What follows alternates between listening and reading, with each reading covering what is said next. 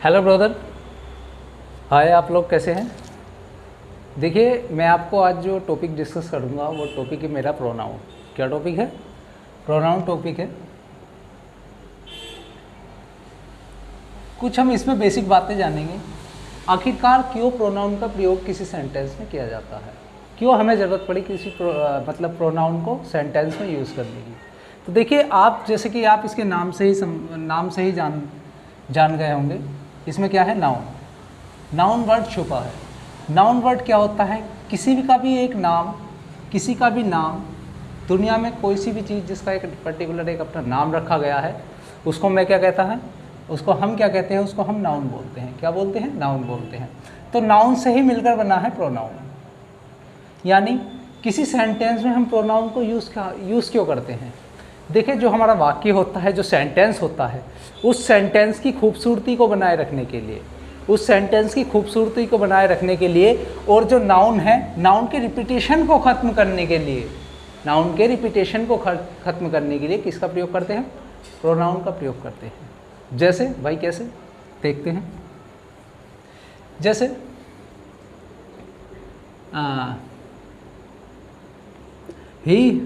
जैसे the king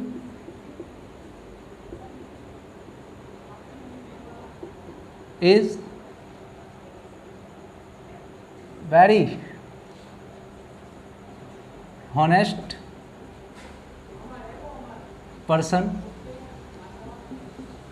The king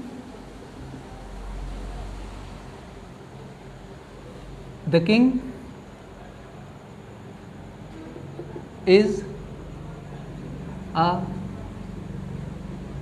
clever. The king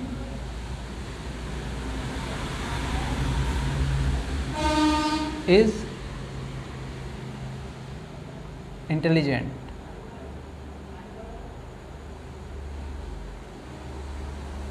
The king is intelligent. तो देखिए, इसमें द किंग का प्रयोग कितनी बार किया गया है? The king is very honest, the king is clever, the king is intelligent. तो देखिए, किंग का प्रयोग जो है कितनी बार किया गया है? बार बार किंग का प्रयोग हो रहा है, बार बार किंग का प्रयोग हो रहा है। तो यानी किसी भी वाक्य में नाउन की बारंबारता को ख़त्म करने के लिए और सेंटेंस की खूबसूरती के लिए हम किसका प्रयोग करते हैं? इट का प्रयोग करते हैं। प्रोनाउन का प्रयोग करते हैं। किसका? प्रोनाउन का प्रयोग करते हैं। जैसे द किंग, मैं इसको किस तरीके से लिख सकता हूँ? The king is very honest person.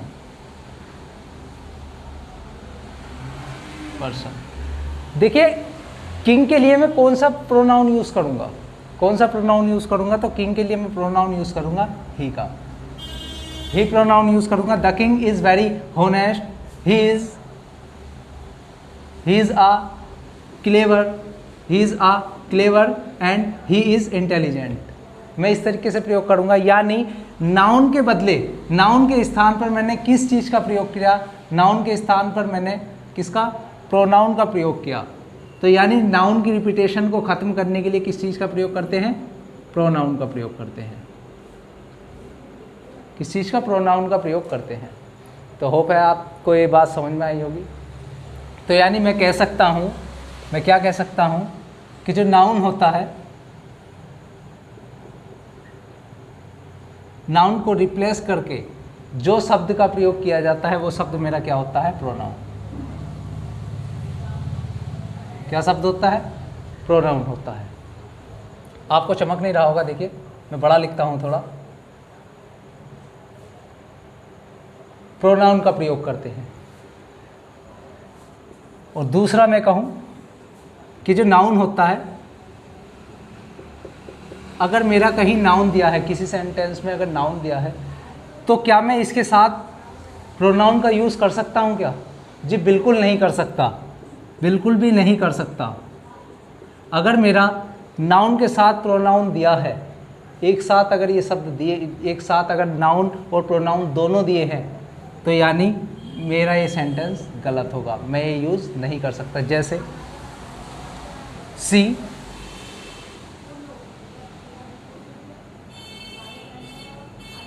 Shilpi, Shilpi is very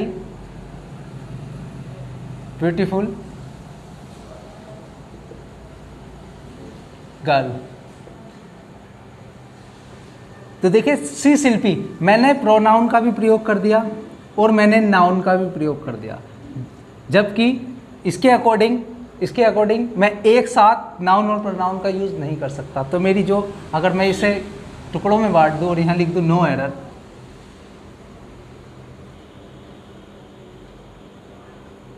तो मेरी किस पार्ट में गलती होगी? मेरी फर्स्ट पार्ट में गलती होगी। या तो मैं इसमें से शिल्पी को हटाऊंगा या मैं इसमें से सी को हटाऊंगा। तो यानी हम नाउन और प्रोनाउन दोनों का प्रयोग एक साथ नहीं कर सकते।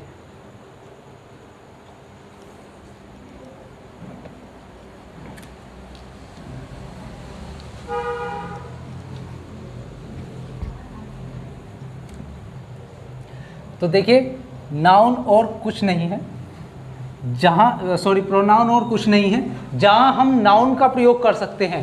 जिन स्थानों पे हम नाउन का प्रयोग कर सकते हैं उसी स्थानों पे हम प्रोनाउन का भी प्रयोग कर सकते हैं। जैसे अगर मैं बात कहूँ, नॉर्मली जो सेंटेंस का स्ट्रक्चर होता है उसमें क्या होता है? सब्जेक्ट होता है, वर्ब होती है और ऑब्जेक्ट होता है और सब्जेक्ट कॉम्प्लीमेंट होता है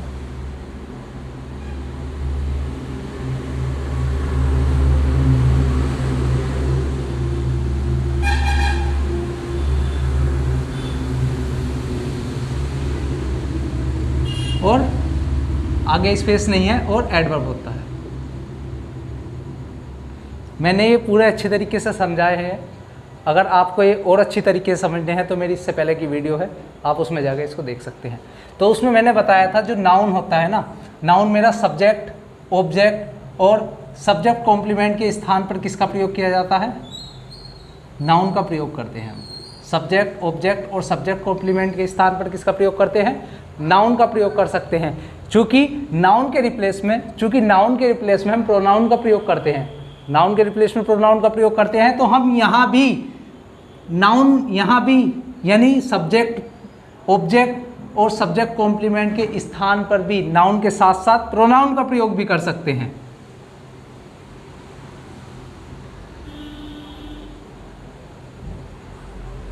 तो हम कह सकते हैं noun is a word used subject, object and subject complement.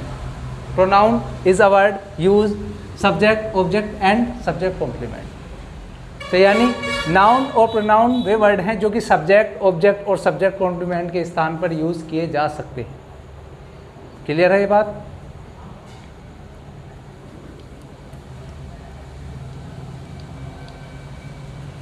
तो देखिए आते हैं प्रोनाउन पर।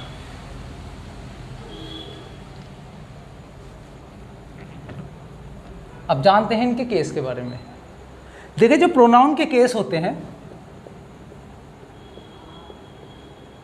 प्रोनाउन के जो केस होते हैं, प्रोनाउन के टोटल, प्रोनाउन को हिंदी में, अगर मैं हिंदी में बात करूं तो संज्ञा, वो सर्वनाम बोलते हैं।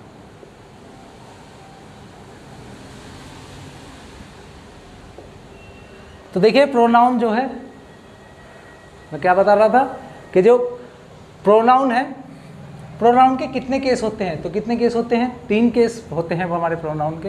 पहला केस सब्जेक्टिव केस,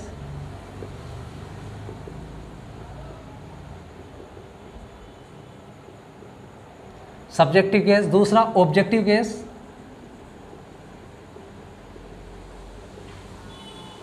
और तीसरा जो है पजेसिव केस।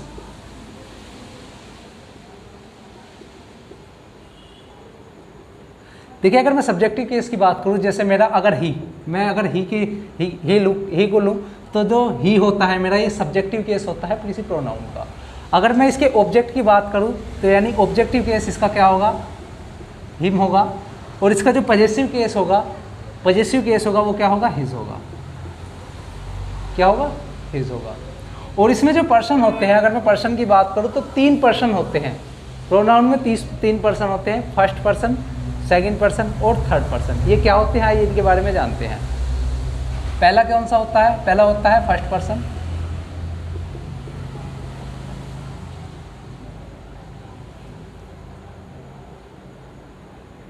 दूसरा होता है सेकंड पर्सन, और तीसरा होता है हमारा थर्ड पर्सन।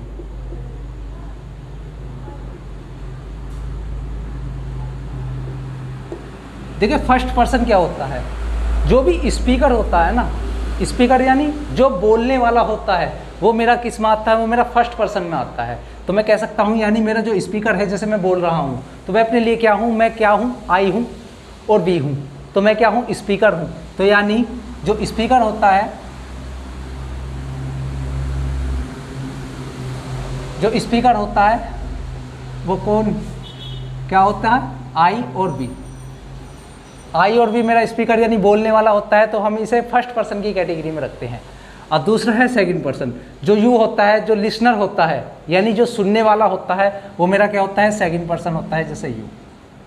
और जो थर्ड पर्सन होता है वो टॉकिंग अबाउट, यानी टॉकिंग अबाउट।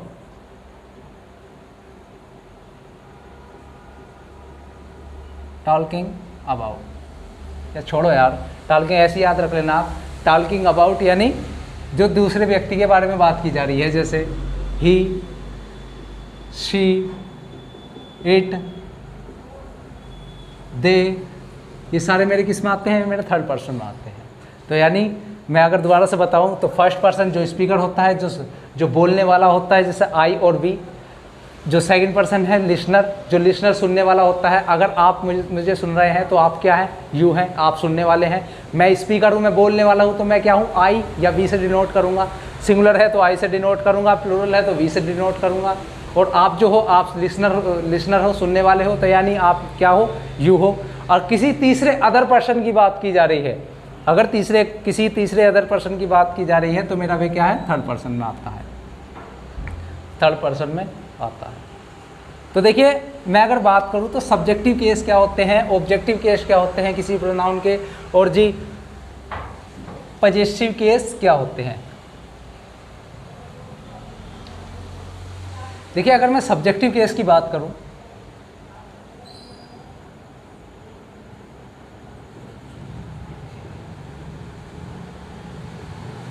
सब्जेक्टिव केस कितने जो प्रोनाउन होते हैं, मुख्य तौर से 8 प्रोनाउन होते हैं। कौन कौन से, देखिए अगर मैं पर्सन से डिनोट करूँ इनको, तो फर्स्ट पर्सन, 3 पर्सन होते हैं, फर्स्ट पर्सन और सेकंड पर्सन और थर्ड पर्सन।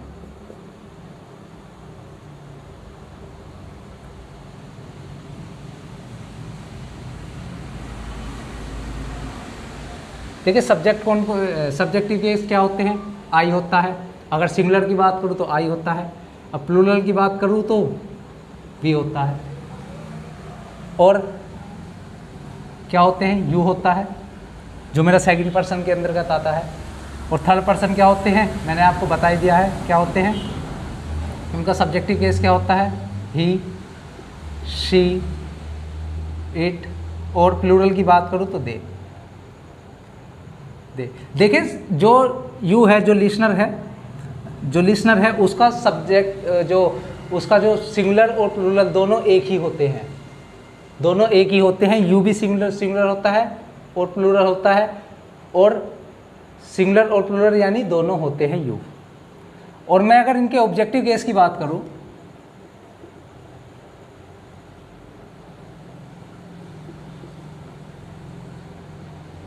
तो देखिए आई का ऑब्जेक्टिव केस क्या होता है, आई का ऑब्जेक्टिव केस होता है मी, वी का अस, यू का यू ही होता है।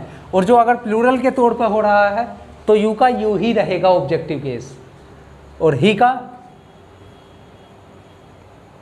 हिम, शी का हर, और इट का इट ही रहता है, और दे का दैम। ये ऑब्जेक्टिव होते हैं। अब आता है पजेसिव केस। देखिए पजेसिव केस जो है,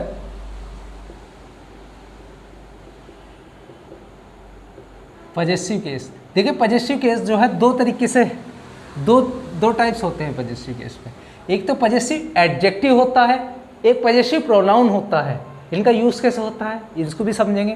तो देखिए एक तो क्या होता है, एक होता है पजेसिव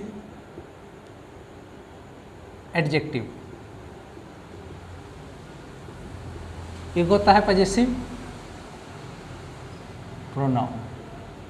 क्या होता है पजेसिव प्रोनाउन?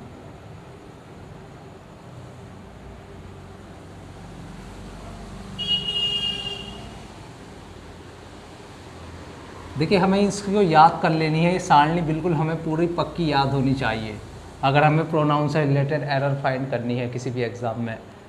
तो देखिए इसका पजेसिव केस क्या होता है, माई मी का, आई का क्या होता है पजेसिव केस, पजेसिव एडजेक्टिव क्या होता है, माई होता है, पजेसिव प्रोनाउन क्या होता है, माइन होता है, और वी का क्या होता है, आवर होता है, और पजेसिव प्रोनाउंस आवर्स होता है। एस्ट्रोपी नहीं लगाना है इसमें, अगर एस्ट्रोपी की आप गलती करते हो, देखिए एग्जामिनर क्या देता है, एस्ट्रोपी लगा दे देता है, एस्ट्रोपीएस लगा दे देता है, जो कि गलत होता है। यानी इसी तरीके से लिखना है, एस इसमें जॉइंट करके लिखना है। यू की बात करूँ मैं पजेसिव एडजेक्टिव तो योर होगा, पजेसिव प्रोनाउन की बात करूँ तो योर्स होगा। अगर मैं ही की बात करूँ पजेसिव एडजेक्टिव तो हिज होगा, और पजेसिव प्रोनाउन भी हिज ही होगा। सी की बात करूँ तो पजेसिव एडजेक्टिव क्या होगा, हर होगा, और पजेसिव प्रोनाउन क्या होगा, हर्स होगा। और इट की बात करूँ तो पजेसिव एडजेक्टिव क्या होगा, इट्स होगा, और इसमें कोई होता नहीं है, इट का कोई पजेसिव प्रोनाउन नहीं होता है। दे की बात करता हूँ, दे का दैम पजेसिव एडजेक्टिव होगा देयर,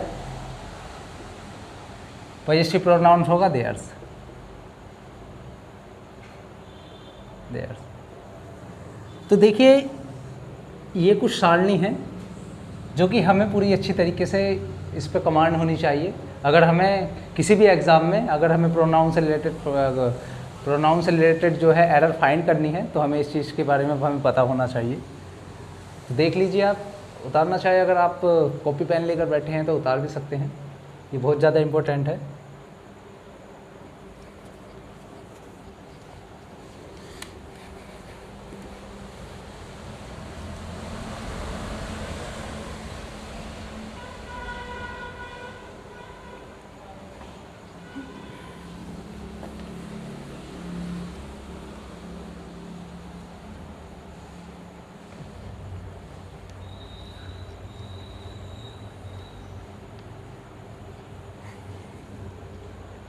देखिए अगर मैं इसके फर्स्ट रूल की बात करूं,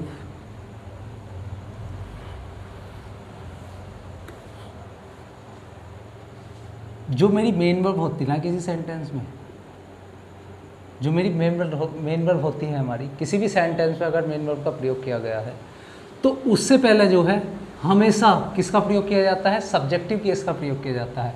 अगर प्रोनाउन का प्रयोग मेन वर्ब से पहले किया जा रहा है तो वो सब्जेक्टिव केस के प्रोनाउन का प्रयोग किया जाता है, इसका सब्जेक्टिव केस।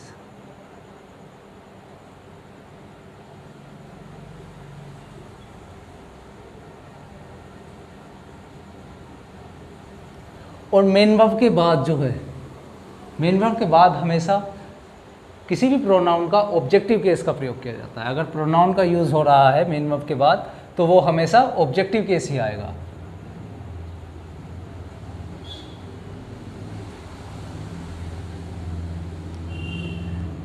जैसे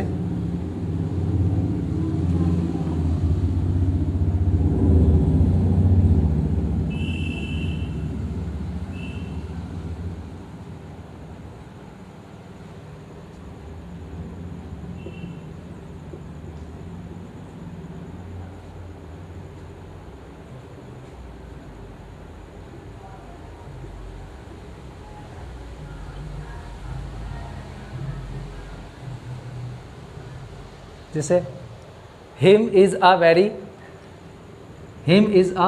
very handsome boy.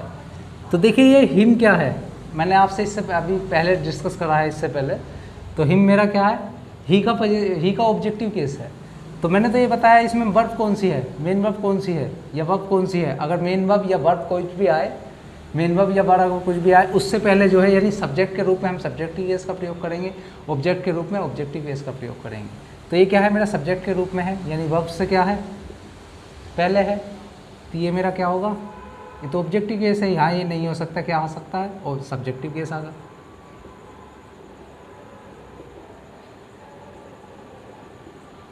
Subjective case का प्रयोग क्या होगा, जैसे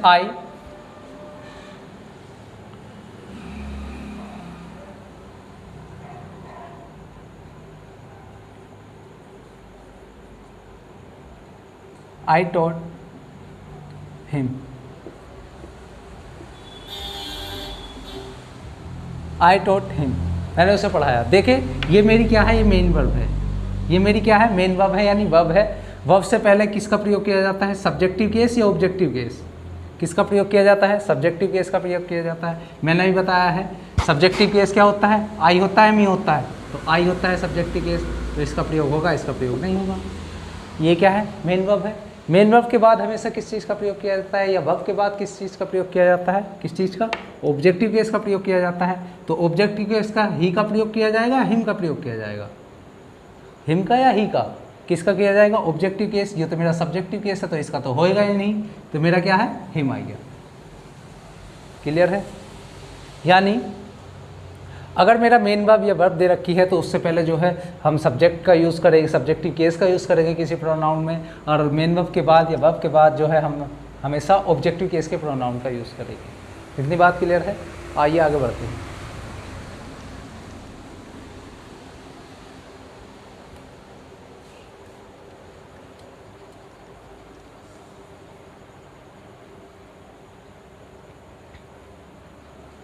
देखिए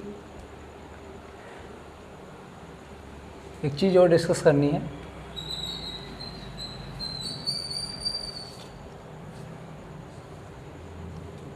देखिए जो प्रपोजिशन होती है,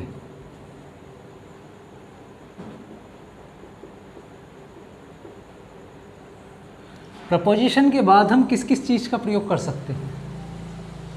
प्रपोजिशन के बाद हम नाउन का प्रयोग कर सकते हैं,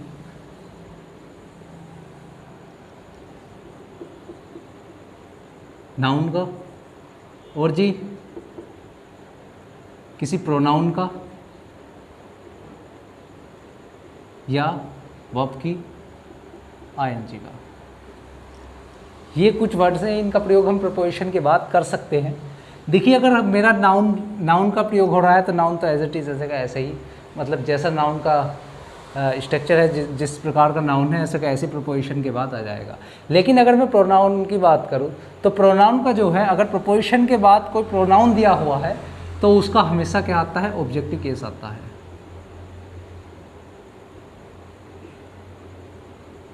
और ऑब्जेक्टिव केस क्या भाई साहब, मैंने आपको पहले ही बता दिया है, जैसे मी, अस, you,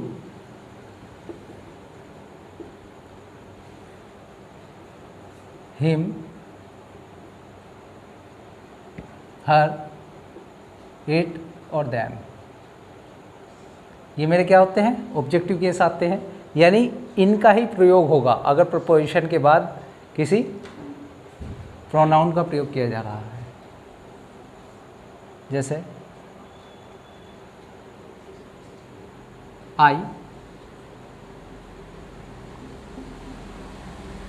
I looked at I looked at him, her, them, या ये चमक नहीं रहा होगा आपको, तो देखिए देखते हैं।